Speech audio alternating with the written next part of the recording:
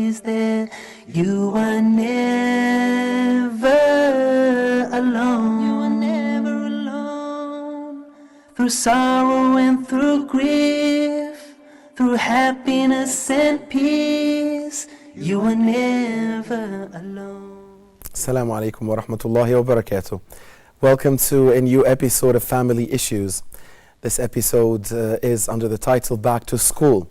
We are approaching now the return to school and we will be talking in this episode how to prepare our children psychologically for this as school is around the corner, how to minimize the fear and tension that could arise, especially for students that are going for the first time. Of course, naturally, for those in higher grades, it might be a good time going back to school and reuniting with friends. The parents' role in preparing the children regarding sleep time, for instance, and psychologically, and also getting into the mood of, the homework and that, and the studying and getting the work habits back, and what we should focus on during these days to get our children ready to go back to school. This will be our topic here in this episode, and we are delighted to have with us Sheikh Ibrahim Zidan, renowned Islamic Da'iyah and also renowned TV presenter and contributor here at Huda TV. Assalamu alaikum, Sheikh Ibrahim. Thank you for joining us. Barakallahu feekum. Barakallahu feek. Jazakallah khair. Dear brothers and sisters, we'll be waiting for your phone calls here in the program as we come to you live. We also, everything will be appearing on the screen now. The phone numbers you can reach us at, and also our Facebook address and our email. Please do stay in touch with us via our email address.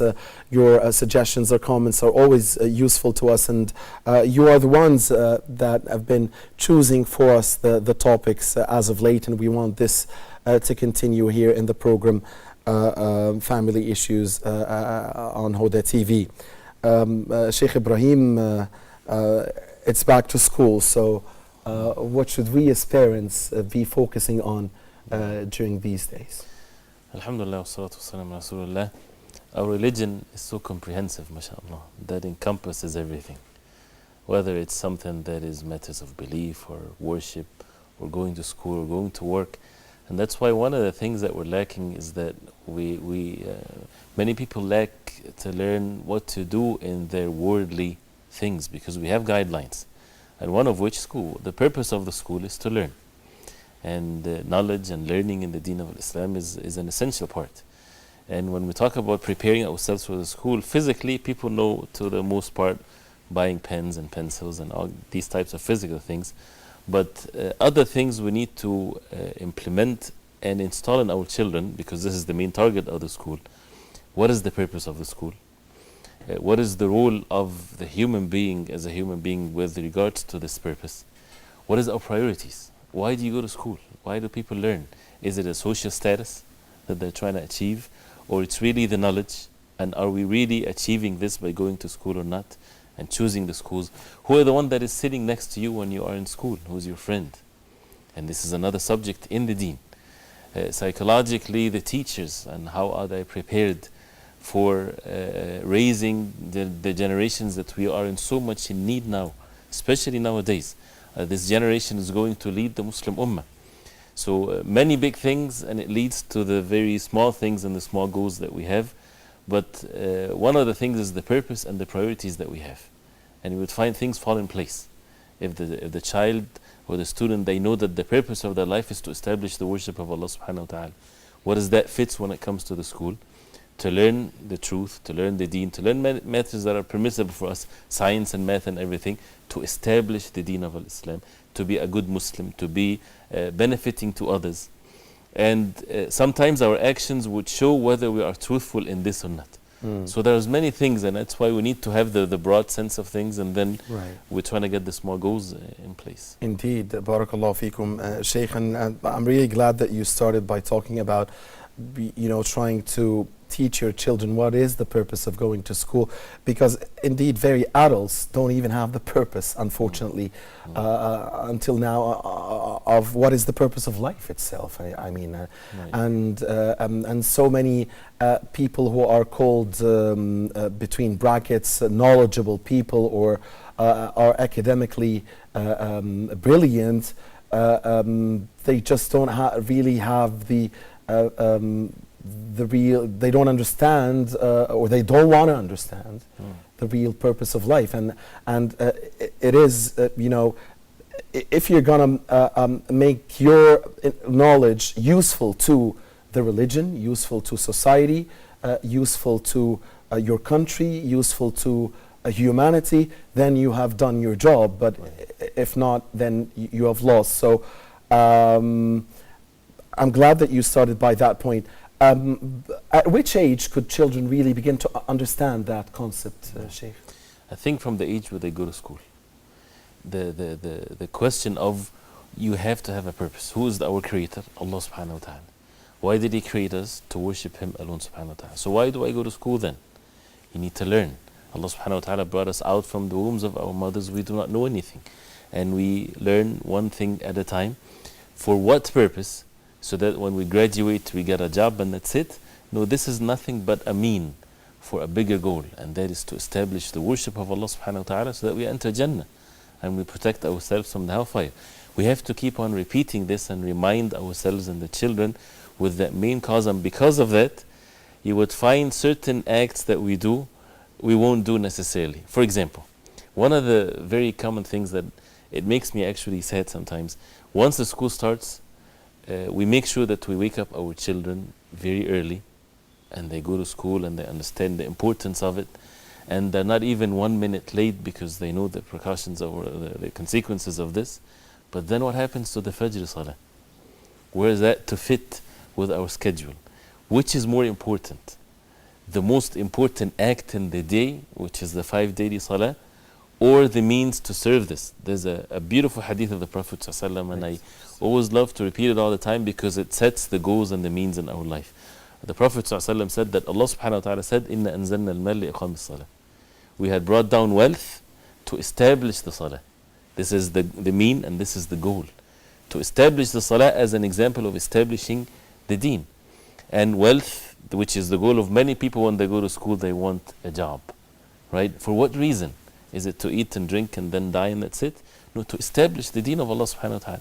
So we should not feel bad to wake up our children for Fajr Salah because it's too early or this or that. We do that when they go to school. So we do not want to contradict ourselves with our children. We're Muslims, the deen of Islam says this, then what does that fit with the school? This is one of the means to establish the deen, to be a good Muslim. Sheikh, when you were mentioning the Prophet's hadith, sallallahu alayhi wasallam, I just remembered an ayah that talks about وَلَا يُمَكِّنَنَّ لَهُمْ دِينَهُمْ الَّذِي ارْتَضَى لَهُمْ. No. And it has that same meaning again. I mean, if you are good, if you Muslims obey Allah and obey Rasul alayhi salatu, then Allah will allow you to establish the religion and to worship Him freely without any fear. And again, that is the main goal. And this is the promise. It's a promise from Allah subhanahu wa ta'ala. And believe it or not, it starts from birth. And one of the great examples of this, the story of Musa alayhi salam. In the beginning of Surah Al-Qasas, Allah subhanahu wa ta'ala explains there that He wanted the oppressed to be superior in the land. وَنُرِيدُ أَن نَمُنَّ عَلَى الَّذِينَ اسْتُضْعِفُوا فِي الْأَرْضِ وَنَجْعَلَهُمْ أَئِمَّةً وَنَجْعَلَهُمْ وَارِثِينَ. So Allah subhanahu wa ta'ala wants for the oppressed to be superior. Then when does it start? وَأَوْحَيْنَا إِلَى أُمِّ مُوسَى أَنْ أَرْضِعِيهِ. We revealed to the mother of Musa that you would suckle him, and so on and so forth. So from the very, very beginning, right, that this is what we as parents, if we want goodness for the ummah, our job when we have children is to install that in them. That we are preparing them to be good Muslims, to be whatever field that they are in, but to establish the purpose of their life as Allah subhanahu wa ta'ala wants from them. And never belittle the small little acts that we do every day. Preparing them to go for school, but did you make your salah? Did we wake them up for salah? who is your friends, how you're acting, how you're respecting your elders. All of this, not because we are from a certain town or whatever. No, this is our deen. You would find it so universal for all of us as Muslims to raise them to have this uniqueness that we have in our religion of Islam, for them to live as good Muslims. Jazakumullah khaira. And I guess one of the ways of establishing Allah's religion is by being generous to the poor. And if you tell your kids, I want you to excel academically so as to get a good job, so as to have a lot of money, so as to give a lot of money to the poor, then I guess that would be a good cause, or a good, even to non-Muslim, to poor people from non-Muslim countries who might be suffering from famine or might be suffering from diseases and so on. Would that be a good encouragement, or something in that path or right, direction? very beautiful. Why? Because some people, they think that if you are religious, that means you have to be very poor, and you would lose so much of the fun in this world. Of course, this is a false understanding. The proper understanding of things is everything is owned by Allah subhanahu wa ta'ala. But when we give them the main purpose or the purpose of our life, which is to worship Allah subhanahu wa ta'ala alone, it's not just one act or the other, it's everything in our life. So physically, when you're looking at a Muslim or non-Muslim, the Muslim in the workplace or whatever, they are doing even more work physically. But their intentions is different, the goals are different, their manners and the way that they behave is different, certain guidelines that we follow to make us successful in all aspects. And that's what we need to raise our children, so that they are away from this misunderstanding that it's either religion or this world and the benefits of it. There's no contradiction. This is actually, it goes hand in hand. Science and physical things that people learn in the school, it does not contradict what's in the Quran and the Sunnah of the Prophet ﷺ. It's a total Quran opposite. says that, you know, for those believers that لنحيينه حياة طيبة. No. And so you'll have good both in dunya and in akhirah, Right. if you are good. All right, and that's what when we talked about, you mentioned in the beginning, the psychological preparation for the children. One of the major issues, I'm not an expert in this, but we know that from the Quran and the Sunnah of the Prophet ﷺ, a human being doesn't have more than one heart. ما جعل الله لرجل من قلبين في جوفه. We have only one heart. So when we install into our children, okay, the school is such an important thing, and it doesn't matter whether it's according to the deen or not, whether you do whatever, and at the same time we tell them to be a good Muslim, they both go together. And we have to have everything on the same pace, and everything has to be according to what Allah subhanahu wa ta'ala wants from us. Your friends in school, to be generous, to have ithar, to give from them. You give them, even when you give them extra allowance, you know, and you teach them that this is not just for you. Be generous to others, give to others, share with others. Why? Because this is part of our deen. You do that for the sake of Allah, not for your friend to do the same to you.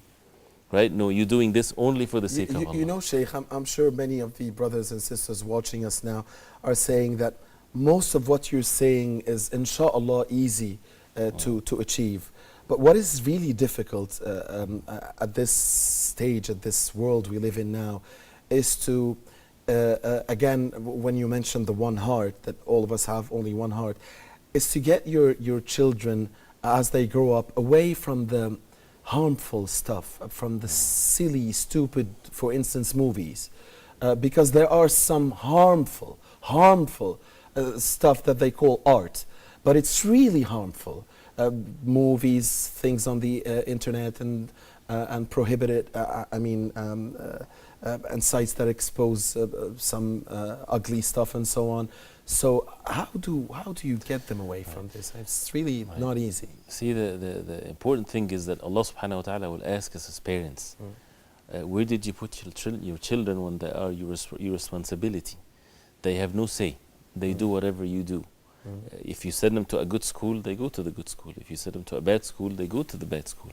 So we have a responsibility. We cannot just say that's what everybody's doing. No, we have a responsibility. So what is the environment that you're putting your child in? Especially for those who are in the West. You know, for example, in the US, for example, where Muslims put their children in the public school and they know the danger of this. not just movies and so on, drugs and things of that nature. It is their responsibility. They cannot say, well, what can we do? In a system like that, there is homeschooling. If they're not able to do this, there is Islamic schools, whatever there is, but it's our responsibility to make sure that we do two things: to eliminate or minimize as much as we can the harm, and the second thing is to install what is good. It is not enough to do what is good. We have to stay away from what is evil also. And in many schools today, it's if you're successful in eliminating what is evil, you are just a great person. Right? So we have to make sure that the environment is right. Who are the friends of your children? And but again, Sheikh, I mean the environment even in Muslim countries, and I dare say it could be even more harmful in Muslim countries because of what they call art. Again, these movies, these songs, these not all of them, but a lot of them, a lot of these movies, these songs, and some of the traditions. So it gets your kids confused. I mean, you are installing, some real good stuff, some religious stuff into them. You're doing as much as you can when it comes to school, but away from that, I mean, they also have another life. They have the TV, they have the internet, they have the neighbors, they have the relatives, they have, and we're not all the same. So again, sometimes you feel that the danger to your kids is much higher, subhanallah, ironically, in Muslim countries. Again, because of the so-called arts. So what do we do? Wallah, it's a very difficult situation, but Allah subhanahu wa ta'ala is the owner of all things. It's the responsibilities of those who have wealth to establish some good schools. Now, when I say good schools, it doesn't have to be called Islamic school. A good school means that you don't have evil in there. You educate what is good. You choose the teachers, those who are role models for the children. You have surveillance. Right. And the influence of a child to another child, of course, the friends and so on, it's not such an important thing. So in many cases, we don't have too much to say when it comes to the school, with the children being in the school, but we teach them, we immune them with what is right and what is wrong. And many people, many parents, they think, oh, don't make it difficult for the children. Let them just be exposed to whatever these movies and so on. You're not making it difficult for them. A child is whatever you get them used to, this is what they are going to enjoy. If you get them used to the Quran and the permissible things, they would enjoy that.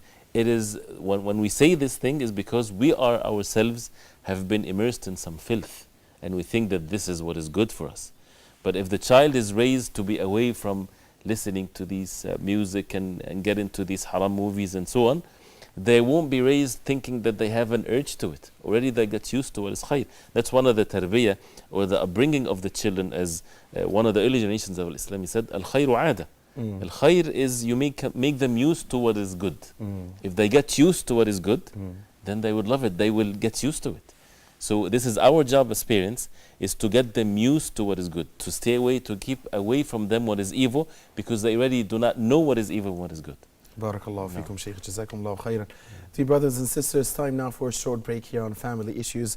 When we come back, more with Shaykh Ibrahim Zidan on preparing our children to go back to school just a few days from now, inshallah. Assalamu alaikum. Stay with us.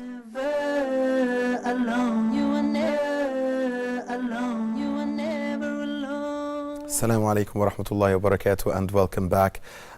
Sheikh Ibrahim, I guess also when we are preparing the kids to go back to school, we should remind them of the hadith that says, "Inna Allah yuhibbu idha amila ahadakum amalan an yutqina," right?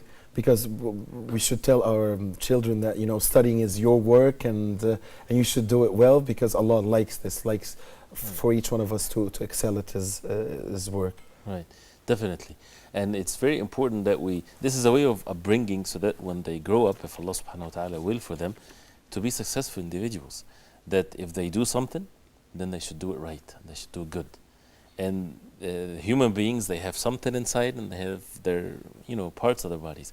Their hearts should have the sincere intentions, and the bigger goal, never to forget it, which is to please Allah subhanahu wa ta'ala, to be a good individual, to worship Allah subhanahu wa ta'ala alone. So whether it's to be attentive in the class, to have good manners, to study well, to be successful, because these are some of the means that makes the person religion easy. And this is something that we have to make them understand this, whether it's financially or not just financially. When a person, the more we learn, the more we would find that this is something that fits in the purpose of our. Plus, it's to stay away from having individuals that break the covenants all the time. They don't fulfill their contracts. They don't do things in the proper way because they're not used to it. They used to cheat. They used to have an easy way out. No, this is the age where they need to exert themselves and to spend the time and the effort, and definitely it pays off. Sheikh Ibrahim, we have a Facebook question now from Brother Malik, and we're going to see it together now on the screen. This is it says here, is it compulsory to buy new items such as bags, new uniforms, everything should be new and fresh when school begins? Asked the brother Vikar Malik. Of course, naturally, Sheikh, you know that the kids ask for this. I mean, every year they want the new bag. The parents tell them, I mean, you still have a new bag, but they want the new one. And many of us, when we were young, we had a bag for each 3-4 years maybe. Right. But now they want to change it every year, and the uniform every year, and so on. So is it compulsory, says the brother? As far as to answer the question, is it compulsory? Of course it's not compulsory. But each parent should weigh the benefits and the losses, and again, it's according to the means that a person has. If a person is poor, cannot afford this, then definitely the children should be reminded and seek help from Allah subhanahu wa ta'ala. If a person has the means, maybe this can be a good thing, right? Encouraging for the children, and at the same time not to be wasteful, but to give away what is old. And some people, this would be something, such a great thing for them. So teaching them how to give to others, there's nothing wrong with that, and make them seek rewards from Allah subhanahu wa ta'ala. So it's different from one person to the other. Indeed. But it's very important not to spoil the children too much, and at the same time not to make it difficult for them if we have the means. And one of the very important things is to constantly make dua to Allah subhanahu wa ta'ala for our guidance and the guidance of our children. And to have a special moment with them. We need to talk more with them and to make them think in a proper way, and the benefits of things and the losses, and to think of others and what's the purpose of this. And to maybe, if they really want a new bag, maybe if you give them something else that would benefit them, and to keep the bag that they have, they would like this, because they don't have maybe good ideas that you can talk to them about. Indeed. Barakallahu feekum, Sheikh. This is inevitable, of course, when we talk about those who are going to school for the first time. I mean, those little children. It's inevitable that you have tension, nervousness, the crying, and so on. But is there a way? This is the question. Now, I'm not going to say what is the best way. I'm just saying, is there a way to avoid this? I mean, your child, your very young child, when he goes for the very first time to KG or to school, and meet new people and meet new teachers and new friends and so on, is there a way to prepare? I think we should accept the fact that they would have some difficult moments. This is the nature of this life. There's nothing wrong with this. Yes, we try to minimize it as much as we can, try to make it easy for them. We talk to them about it before. We prepare them mentally for it. The children, of course, the school, they have a system to absorb the tension of the children, with many things that are experts on. But at the same time, make them feel that it's okay to be upset. It's okay to be sad. Don't make them feel that you're not a strong person if you cry, or if you... No, this is something normal, especially for the children, those who are attached to their parents and so on. But you teach them that this is time for you to have some dependencies and to be strong and so on. But not to make it... Sometimes the parents, they make it more stressful for the children when they expect from them so much more than what they supposed to do. Barakallahu feekum, Sheikh. We have another Facebook question. Let's look at it and get a response here from Sheikh Ibrahim on this. The question is from Rahman Muhammad. The parents should be aware of all that their children do and introduce them to to the Sunnah of our Prophet, beloved Prophet, peace be upon him. Jazakumullahu khairan for this message. Indeed, the parents should be aware of all of what their children are doing and introduce them to the Sunnah of our beloved Prophet, peace be upon him.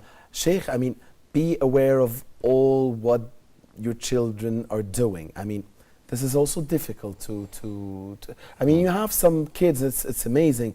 Even when they are very young, they want to have their privacy as well sometimes, and they want to have their own secrets. And you feel that despite the fact your kid loves you as a father and as a mother, loves his father, mother, and brother or sister, but he wants to have this secret for himself, this privacy, this secrecy. Right, and that's why the parents should be, and they are, smarter than the children, than the young ones. So they monitor everything that they do, but not necessarily making them see that at all times. What did you do this? And one of the things that cause people to be corrupted, if you're always having bad expectations of them, or accusing them all the time, expecting that they are doing bad things. This is actually something that from the companions they said that.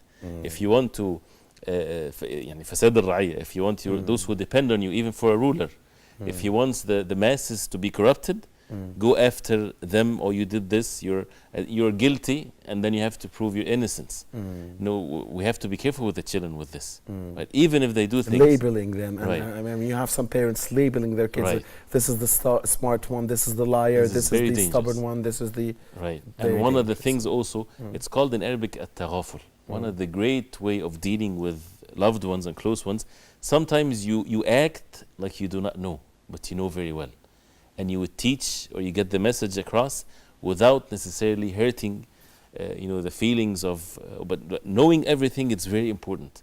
And then now you use the means to approach things without making them feel that you're accusing them or things of that nature. But the opposite is not correct, right? I mean, if you label your kid as as courageous, right, or as strong, or as always saying the truth, even if that is not 100% the case, right, that is okay, isn't it? Or could this have an adverse effect? Or definitely, if it's from the motivating them, it's a good thing, and showing the virtues of this, and at the same time warning, advising that the most important thing, so that you make it easy for the child, is for the child to be honest and truthful.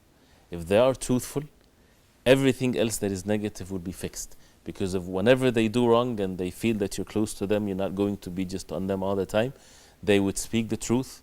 That would lead them next time to think before they do what is bad, because they already know that they're going to say the truth. So to reward with regards to truthfulness, to abhor lying so much, and actually it's from the Sunnah of the Prophet ﷺ, as some mentioned, that the Prophet ﷺ used to not to talk to any of his family if they would lie, would boycott them for a few days or whatever.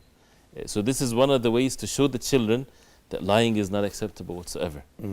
Other things, sometimes we get into, things become personal. They're loud, so they're bothering us. We're not thinking of their good being. We're thinking about our own comfort. Again, just to follow up, and maybe it has something to do with the Facebook message, the last one that we got. When you trust your kids, is there something called as too much trust? I mean, is this dangerous as well? Sometimes you want to give your kid the trust and the feeling that you trust him, but sometimes you're afraid that he or she is going to misuse that. Right. So how do we by monitoring everything, not necessarily with them knowing, and recognizing the age that they're in, and they have to understand that they're not orphans.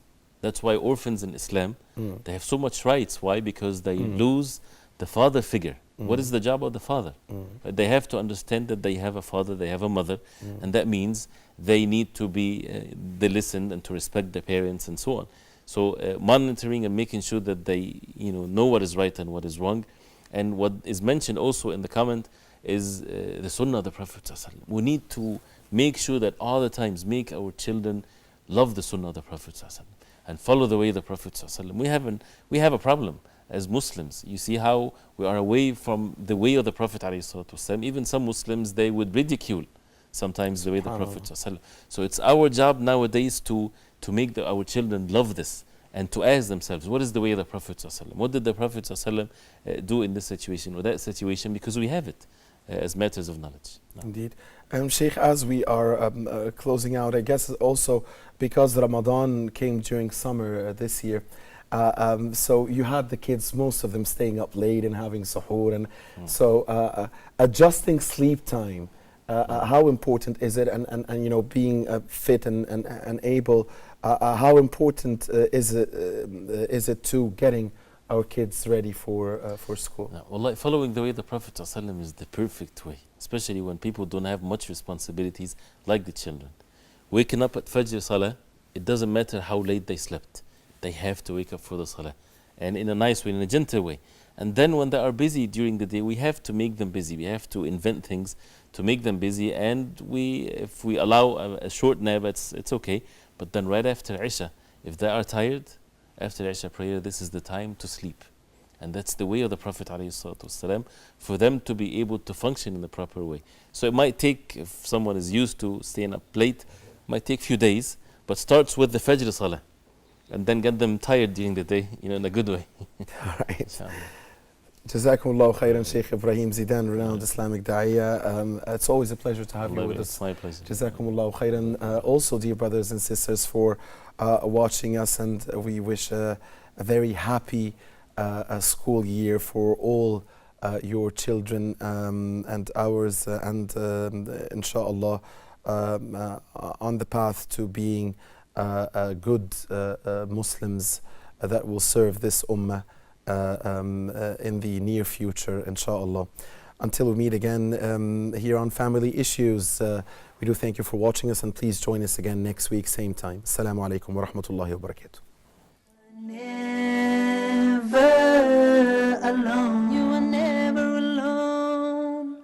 Through sorrow and through grief, through happiness and peace, you are never alone. So now, as you long for your past, prepare for your future, but knowing nothing's gonna last. You see, this life is but a road, a straight and narrow path to our final abode.